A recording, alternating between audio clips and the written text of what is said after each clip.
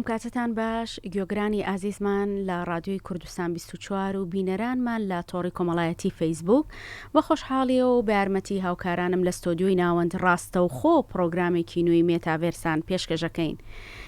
لە پرۆگرامی ئەمڕۆماندا باس لە دەرهاویشتە و کاریگەریەکانی میدیای ئەلکترۆنی و بە تایبەتی سۆشیال میدیا ئەکەین لەسەر کللتور و نازنامەی نەتەوەییمان. ئێمە دەزانین کە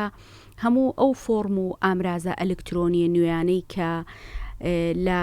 دەرەنجامی گەشەی یاخود زادەی تەکنەلۆژیاوە دروست بوون کاریگەریەکی هێجگار گەورەیان لەسەر ژیانی مرۆڤایەتی دروست کردو. ئەمە جگەلەوەی بۆتە گرنگترین قۆناغی گەشەی مرۆڤایەتی و لە پاڵیشیدا ناوزەد ئەکرێ بە شۆڕشێکی گەورەی زانیاری. هەر بۆیە لەمەڕ هەموو ئەم گۆڕانکاریە گەورانەدا ئەتوانین بڵین کە لێکەوتە و کاریگەری جۆرا و جۆری لەسەر کللتور لەلایەک و لەسەر نازنامەی تاک لەلایەکی دی دروست کردووە. بۆ ئەمە بەستە ئێمە ئەمڕۆ باس لە دەرهاویشتەکانی میدیای ئەلکترۆنی ئەکەین لەسەر کللتور بە تایبەتی لە نێو کووردا. بۆ ئەمە بەستەش زۆر بەڕێز دکتۆر بەهات حەسیب قەرەداغی میوانە لەگەڵمانە کە بەڕێزیان پسپۆڕین لە میدیا و هەروەها پرۆفیسۆری یاریدەدەرن وەکو مامۆستا لە زانکۆی پۆلیتەکنیکی هەولێر بەشی ڕاگەیاندن. زۆر بەخێر بێی. زۆر سپاس. ماندوومان کردی هەر بژیت.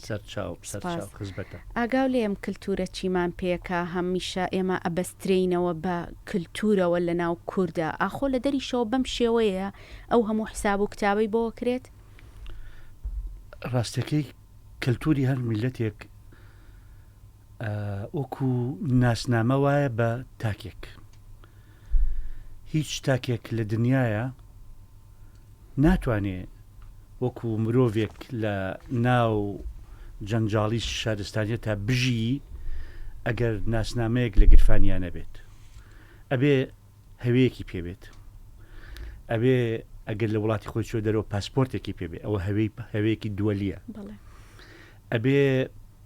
ئەگەر لە شوێنێک ئیشی کرد باجێکی ئەو شوێنەی پێبێت. واتە ئێمە لە هەموو بوارەکانی ژیانمانە مرۆڤ پێویستی بە ناسنامە هەیە. هەموو ئەم ناسنامانە کۆکەرەوە ئەکاتە ئەم تاکە بەرامبەر بە یاسا بەرامبەر بە ئەوانی تر. ئەی نەتەوە چۆن هەسێ بکەین؟ ئەمە تاکێک وایە. هەموو نەتەوەیەکیش پێویستی بە ناسنامەیەک هەیە، شوناسێکی هەیە بۆ ئەوەی لە بەرامبەر نەتەوەکانی و نەژادەکان و کەلتورەکانی ترە خۆی بنوێنێت. بڵێ منیش هەم جێگەوڕێگەی خۆی هەبێت. کە ئەمە بەچی پێیا بێت ئەم ناسنامەیە؟ لە ڕێی کەلتورۆ پێیا بێت. کەلتور چییە؟ کەلتور چەند پایەیەکی هەیە. زمانە، دابوونەریتی کۆمەڵایەتیە، شێواز و ڕێوڕسمە پەیوەندی کۆمەڵایەتەکانە، پاشا ژیانی یعنی شێوازی بەڕێکردنی ژیانی ڕۆژانی مرۆڤەکانە لە شوێنێکی دیاریکراوە، پەیوەستیان بە جوگرافیاوە، بە مێژووەوە. هەموو ئەمانە ئەبنە ناسنامەی نەتەوەیەکی دیاریکراوە، یعنی دەبنە کەلتوری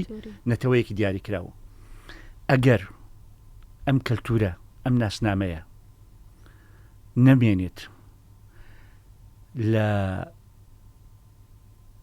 جەنگەڵستانەکانی ئەمەزۆن بیت، یان لە ئوسترالیا بیت، یان لە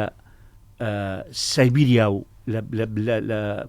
جەمسەری باکوور بیت، هیچ حسابێکت بۆ ناکرێت. چونکە خەڵک نازانێت چۆن بدناسێتەوە، نازانی خۆت چۆن بە خەڵک بناسێن بە ئەوانی تر. ڕەنگە لە ناو خۆتە وەکو کۆمەڵێک خەڵک تەجەموعێک لە بەشەری وەکو سەردەمانی پێش شۆڕشی پیشەسازی و پێش شۆڕشی پێش ڕێنسانز ئەوانە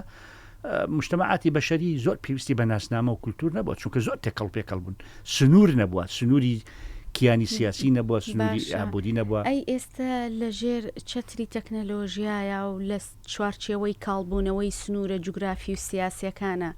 هەز ناکەی هەمان شت دووبارە بۆتە و کللتورەکان هەمووی تێکەڵ و پێکەڵی یەکتری بوون؟ ڕاستە. ئێستا فەرقێکی لەگەڵ جاران چییە؟ جاران بە شێوەیەکی سروشتی کەلتور و دابوونەریت و شناسی هەموو میلەتانی ئاری تێکەڵاو ببوو هەموو نەتەوە ئاریەکان وەکو نەژادێک هەموو نەتەوە سامیەکان هەموو نەتەوە با بڵێین باڵکانیەکان با بڵێین گریکەکان فەرەنسیەکان و ئەڵمانیەکان کە ئەسڵی هەموو میلەتانی ئەوروپان سنوور نەبووە شتێک بە ناوی سنووری کیانی سیاسی نەبووە تاوەکو خەڵکەکە لە شوێنێکە ئابڵۆقە بدات و بە تەواوی بە تێپەڕبوونی کات هەموو هەڵس و کەوت و دابوونەریتی و هەموو بیرکردنەوەیەک و شێوازێکی ژیانی لە تەنیشتەکەی جیا بکاتەوە تێکەڵ بووە کورد و فارس ئەم میلەتانە دەبین سا لەم ڕۆژانە ئێمە لە نەورۆزین زیاد لە 300-400 ملیۆن بەشەر ئاهەنگە ژارە بە بۆنی نەورۆزەوە ناتوانانی بە کەس بڵێ ئەمە نەورۆزی تۆ نییە ئەمە جەژنی تۆ نییە چونکە لە ماوەی هەزاران ساڵە ئەمە ئیتر وها تێکەڵاو بووە هەمووی بە هەموو میلەتەکان بەنگی خوان نێزان لە نەتەوەی گرتوەکانی ژوا تۆمار کرا بۆنەیەکی هاوبەشە لە نێوان کۆمەڵێک میلەتی جیاواز ئەمە بە شەق و بە زۆر نەکراوە بەڵام ئێستا ئەمریکا ڕوئەدا کە توانەوەی کەلتوری ملیەتە پچکۆلەکان و کەمینەکان و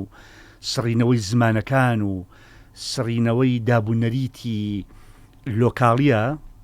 لەژێر زەبری گلۆبالیزیشنایە لەژێر زەبری سەرمایەداریەکی وەحشیگەرانایە یعنی بەخۆشی نییە تۆ ناچاری ئەمە بکەیت ئێستا نهاتون لێت بپرسن لە ماوەی بڵێن ئێمە فارسین تۆ کوردیت و ئەمانە بلوژن و ئەوانە ئۆردون و ئەوانە واو هەزاران ساڵ پێکەوە ژیاوین لەسەر ئەم جوگرافیانە کولتورەکانمان تێکەڵاو بووە نا بەخۆشی نییە ئێستا تۆ بتێوە نەتەوێت من و تۆ با من و تۆش نەڵێم من و هاوتەمەنێکی من چونکە تۆ بلانی کەم 10 ساڵێک 15 ساڵێک لە من مناڵتری من و هاوتەمەنی من کە لە ماڵۆدا دانیشین ئێمە لەو جوغرافی و 200 متر مربعی تا دانیشتون خاوەنی ناسنامە و شوناسێکین مناڵەکانمان و نەوەکانمان کە لەم ژوورە و لەو ژوورەکەن ئەوان هەرێکان شوناسی خۆی هەیە بۆ ئەوان لە ڕێی ئایپادەکەیەوە لە ڕێی مۆبایلەکەیەوە تێکەڵ بە دنیایەکی کە بووە لە دنیایەکا دەژی ئەو زاکیرە و ئەو یادگە گشتی و نەتەوەیەی کە لە لای من هەیە لای ئەو دروست نەبووە و دروستیش نابێت تازەکان جیاوازن و هەندێک شتیش ئەبێتە واقعی حاڵی وەکو جەنابەت ئاماژەت پێکرد ئەم شتە بەدڵی خۆمان و بەویست ناکرێت بەڵکو واقع ئەی سەپێنێ بەڕاستی واقعەکەش واقعێکی سەپێنراوە واقعەکە سەپێنراوە یعنی بەبێ پرسوڕایە چێ هاتو پرس بە کورد بکات بڵێ ئەوە مۆبایل دروستەکەین پاش 10 ساڵی تر مناڵەکەی تۆ هەتا 2 کەلیمە کوردی قساکە 50 ئینگلیزی قساکە چێ هات پرسی بە من و تۆ کرد و کەس چێ لە ئێمە پرسی بڵێ ئەوە مەسەلەن 70-80 ساڵ لەمە پێش بڵێ ئەوە تایارە دروستەکەین لە ماوەی 3 کاتژمێرە ئەم سەر بۆ ئەو سەری دنیا هات و چۆکیت و خەڵک دێت و خەڵک دەڕات و کولتور تێکەڵاوە بێت و کاتە ئێمە ئەگەر بە قسەی جەنابەت بێ ئێستا لە نێو شۆڕشی کللتوری ئاژین کللتورێکی نوێ خۆی سەپاندۆتە ئەگەر باسی نەتەوەی کورد بکەین کللتورێکی نوێ خۆی سەپاندۆتە ناو کوردستانەوە لە دەرەنجامی هەموو ئەو شۆڕشە ئەلکترۆنیانی کە لە ماوەکانی ڕابردوودا بەرپا بووە چونکە بیرمانە چێ دکتۆر بەهات بەشێکی زۆری ئەم کللتورە تازانە لە سکۆوە سەرچاواگرێت لەو وڵاتانەی کە خۆیان خۆڵقێنەری ئەو شۆڕشە تەکنەلۆژی و زانیاریانن دڵنیا بەوە من بەڕاستی تۆزێک سڵ دەکەمەوە ناوی بنێم لە شۆڕشێکی کولتوری ئاژین ئێمە منەڵێم ئێمە لە شڵەژانێکی کولتوری ئاژین شڵەژانەکە لە چیەوە هاتووە لەوە کە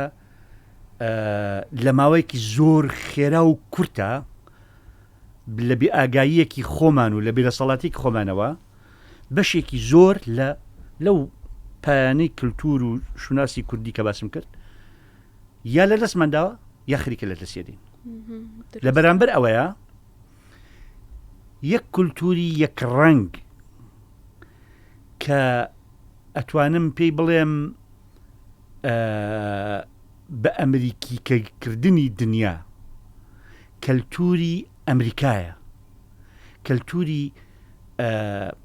خەڵکی ئەمریکا و ستایلی ژیانی ئەمریکایە لە فاست فودت، لە سندویجت،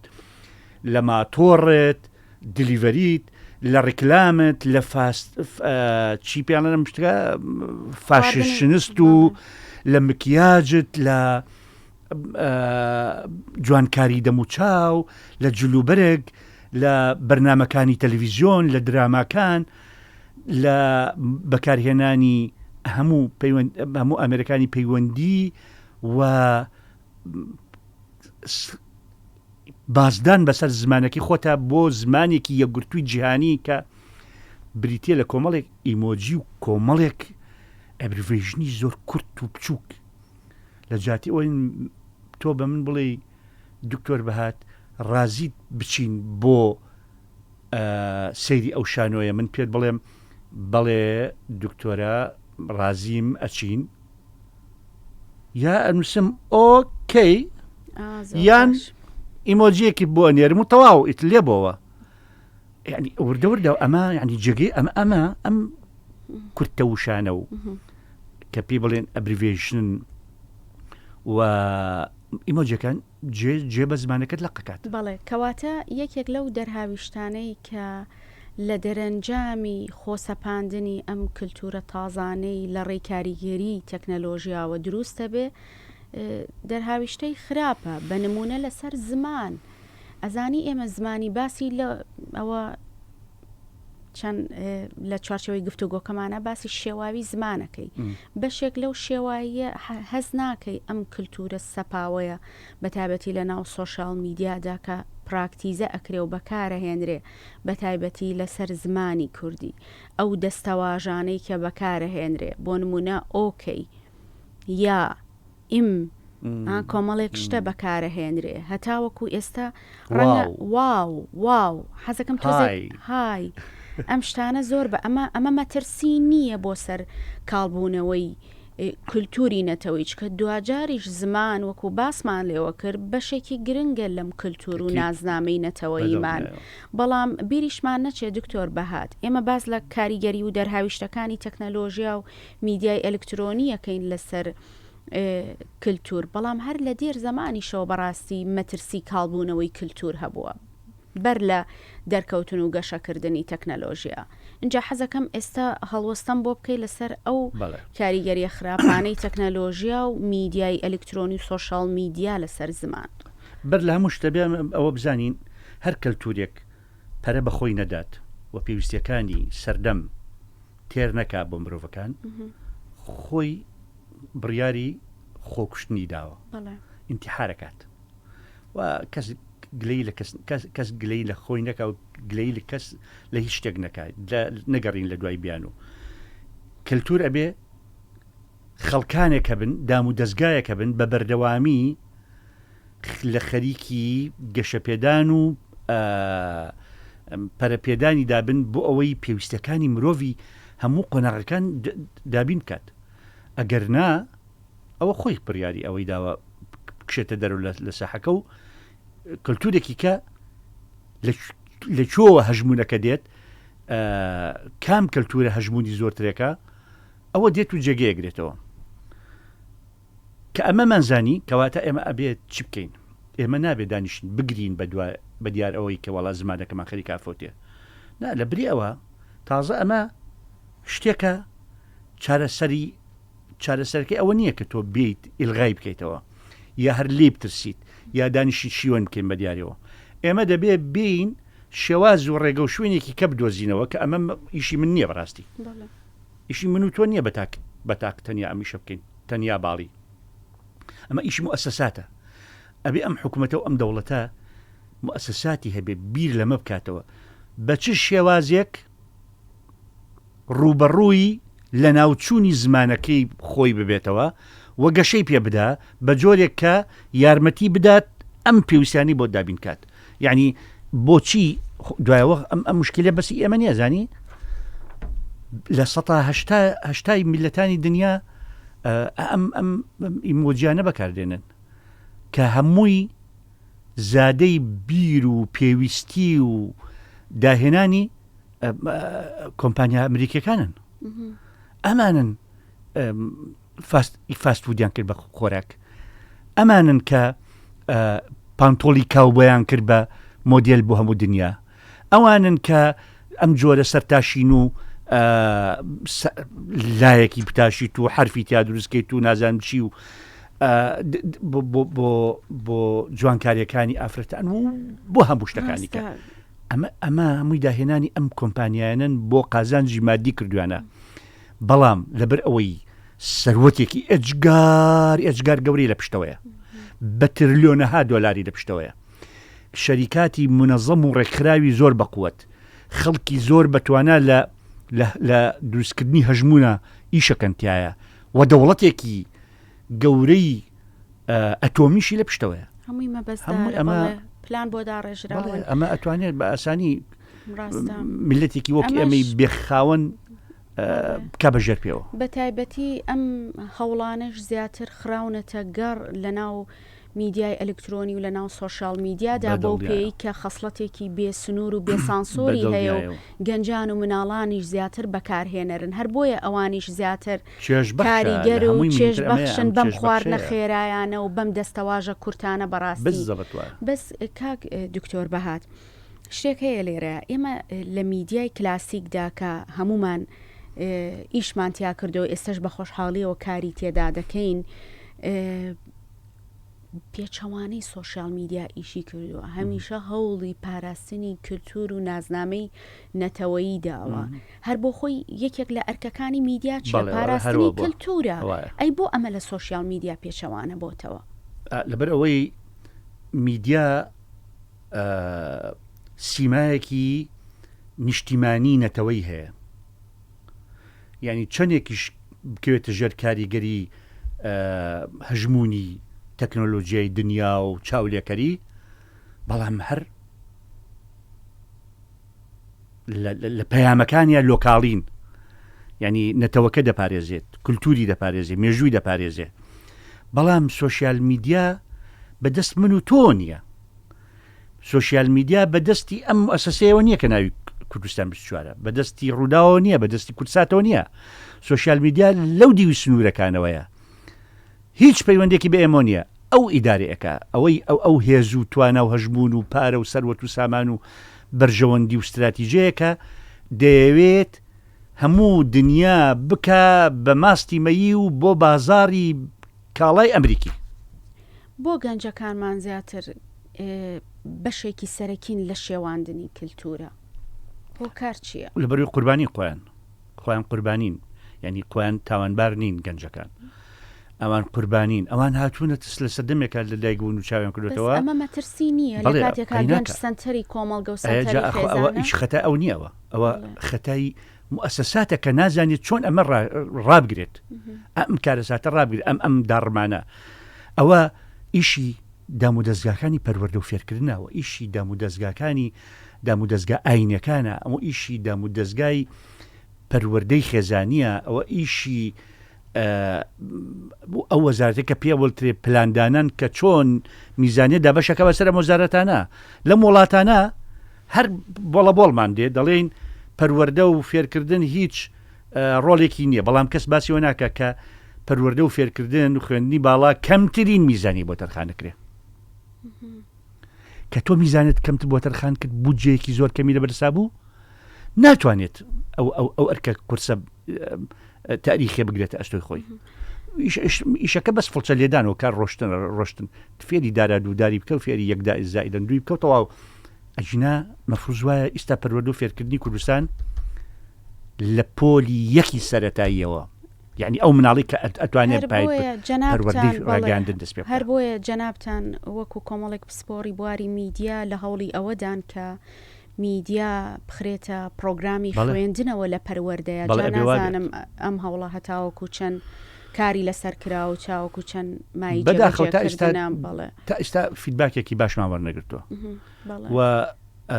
خۆمان کە دەستمان داوەتەم ئیشە ئەزانین کە ئەم ئیشە زۆرە خایەنێت و تااقەت و حوسڵێکی باشێوێ لەگەڵی بڕێت ڕۆژێک و دوان و مانگ و دوان و ساڵ و 2 ساڵ تەوا نابێ. باشە دکتۆر بەهات ئێمە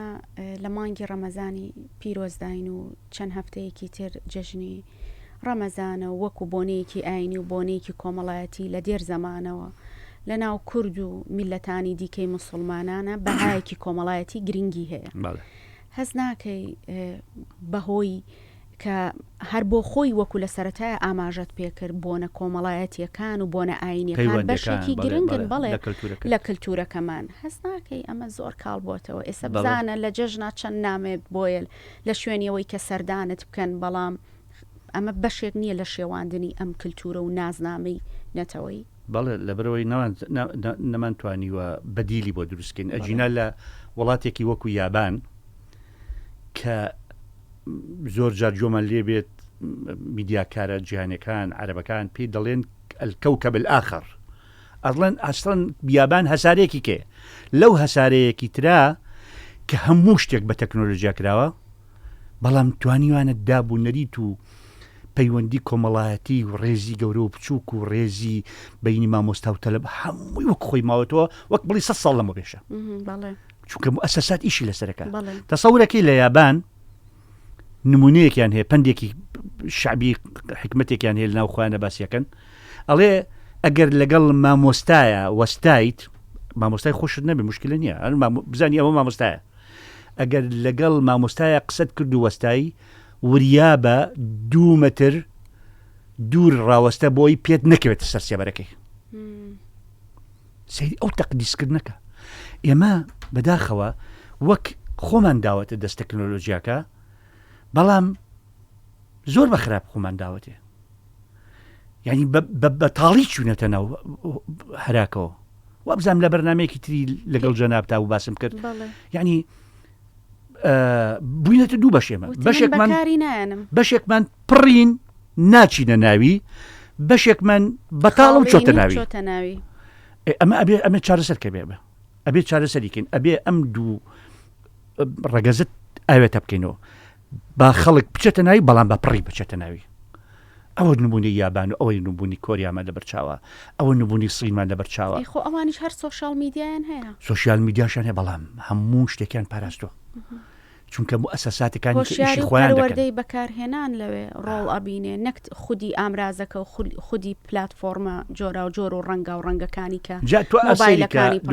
ئەمە کە مجتەمەعێک ئەمەندە تەقدیسی مامۆستا بکە بڵێ ئاگاد لێ بێ پێ نەنی بە سێبەرەکەیە ئەم مامۆستایش هەست بە عەزەمەتی خۆیەکات ئەم مامۆستایش وەکو مامۆستایەکی لای خۆمان ناچێتە سەرجادە بڵێ کوردایەتی زەلکاوە و کوردایەتی حەماقەتە ئەوسا ئەوش ئەوە ناکات. منێک لە کوردستانێکە کە یەک لە کوردستانێکە دەژیم خێزانێک نییە لەم وڵاتە شەهید و کوژرا و ئەشکەنجە دراوی نەبێت لە سەر دەمی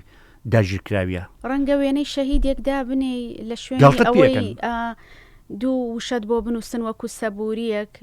یەکو دڵنەواییەک مەسەلەن وەکو پاڵ پشتیەک ڕەنگە ئیمۆجیەکە بۆ دابنێ ئەمە ئەوە باشترین حاڵەتە ئەگەر ئیمۆجەکە بۆ دانێ. من دەڵێم لەم کوردستانە کە ماڵ نییە شەهید و کوژرا و ئەشکەنجە دراوی نەبێت کەچی مامۆستایەک بێت لەم سەردەما بەبێ شەرم لە بەردەمی 50 میکرۆفۆنە بڵێ کوردایەتی یعنی ئەوەی کە خەڵکی کەسوکاری ئەمەی شەهید لەسەر شەهید کراوە حەماقەتە بڵێ کوردایەتی ئەو کوردایەتی کە 180,000 ئەنفالمان بۆ داوە 5,000 شەهیدی کیمیاییمان بۆ داوە 8,000 شەهیدی بەرزانیمان بۆ داوە لایە لە کوردستان وێران کراوە بۆی بیت پێی بڵێ زەلکاوە. ئەمە من چۆن بتوانم مناڵی خۆم خەمە بەردەستی ئەم مامۆستایە ئەمە نەک ناڵێم لە دووری ڕاوەستە و پێنەدی بە سێبەریا ئەڵێم ئەسڵەن مەچۆ گوێ لێ بگریت چونکە ئەمە مامۆستانیە ناتوانێنەوە بەخێوکەمە. بەستۆ گلەیەکی تری شکر پێش پرۆگرام وتە بەشێکی ناشینکردنی ئەم کللتورە لە ناو فەیسبوک و تۆڕە کۆمەڵایەتیەکانی دیکەیە نیشاندانی هاوخەمی و دڵخۆشی لە ڕێگەی ئیمۆجیەکانەوەی تۆ بۆ بێزاری بەم ئیمۆجیانە ئەزانی چی چونکە جاري یەکەم من لای تۆ لەم بەرنامەی تۆ چالنجێک ئیعلانەکەم بە ئەوانەی کە دەزانن لە کۆی نزیکەی 200 بۆ 300 ئیمۆجی هەیە با 100 حسێ بکەین 100 ئیمۆجی یەکەم بکاتەوە ئەگەر مانای دەدانیانی زانی من پاشە کشێکم لە ڕێی خۆم ئەمە یەکەم جارێ معناکانیان نازانی چییە کە بکەن معنای نەزانی زۆر بەخراپ بەکارێنێ کابرا ئەڵێ باوکم بردووە لایکی بۆ دانێن یعنی پێم خۆشە باوکن بردو کەواتە ئەمە یەک دوو ئەم ئیمۆجی دانانە وەکو دەفعل بەڵا وایە لە کۆڵ خۆی کاتەوە ئەڵێ دکتۆر بەهات ئەو جارە لایکێکی بۆ من کرد ئێستا مش لایکێکی بۆ نەکەم عاجزە بێت ئیتر خۆ بابەتەکەم ناخوێنێتەوە گوێ ناگرێت لە بابەتەکە بەرنامەکەی تۆی نەبینیوە گوێی نەگرتووە دووکەلی بە فێر بێ بەس ئەڵێ سارایە باشە قسێکە ڕەفیق خۆمانە خزم خۆن با لایکێکی بۆ بکەم یا دڵێکی بۆ داویم دڵێکی سوور جا نازانێت دڵی سوور فەرقی چییە مۆرەکە چییە ڕەشەکە چییە شیرەکە چییە قەناعەتم وایە لە 1990 خەڵکی ئەم وڵاتان هەن نەزان معناکانی چی ئەسڵەن کە زۆر ئاسانیشیانی بڕوو بگەڕێ بۆ سێرچێ بکە بزانە چ کارە ساتێکەکەین ئێمە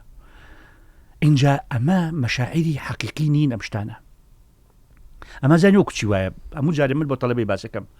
ئەڵێم ئەم ئیمۆجیانی ئێوە دایانێن ڕێک وەکو ئەو وایە من بەیانی بێمە ژوورێ ئەوە بێمە هۆڵی خوێندەکەتان ئاوایە بکەم و دەستکەم بە دەرسوتنەوە ئەمەتان پێ خۆشە ئەمە کاردانەوەی لا ئێوە دووسەکە یان بێمە ژوور بڵێم بەیانیتان باش چۆنن برادەران ئەحواڵتان چیتان کرد چیتان نەکرد لەم پشووە چۆنتان ژەر ئەمان ڕازگۆییەتە یعنی جۆرێک لە کارلێکی مرۆڤانەی تایە ئەم ئیمۆجی شتێکی مردووە ئەمە دیوە خراپەکە زۆر سپاس دکتۆر بەهات پێم خۆش بوو بۆ ئەو چاڵنجەشی هیوادارم کە گوێگران و ئەو کەسانی کە ئەم پرۆگرامەمان لە ڕێی سۆشال میدیاوە ئەبینن بە گرنگیەوە قسەکانی تۆ بە هەند وەربگرن کە ئەم ئیمۆجیانە جۆرێکە لە شێواندنی زمان و جۆرێکە لە شێواندنی ئەم کلتورە سۆز پەیوەندی کۆمەڵایەتەکە هەمووی بەڕاستی سپاسی ئامادە بوونەکەین دووبارە هەر بژیت بیسەران و بینەرانمان یەکێک لە پسپۆڕ و زانەکانی بواری پەیوەندیکردن و میدیا مارشال مەکلۆهان دەڵێت لەم جیهانە لە گونچووەدا گەلان هێندە لەیەک نزیک دەبنەوە کە دوجار دەبنە خاوەنی کللتورێکی هاوبەش و زمانێکی هاوبەشی جیهانی ئێوەش ئاسوودە بن و ڕۆژ و تاعاتان قبول تا پرۆگرامێکی تر خواتان لەگەڵ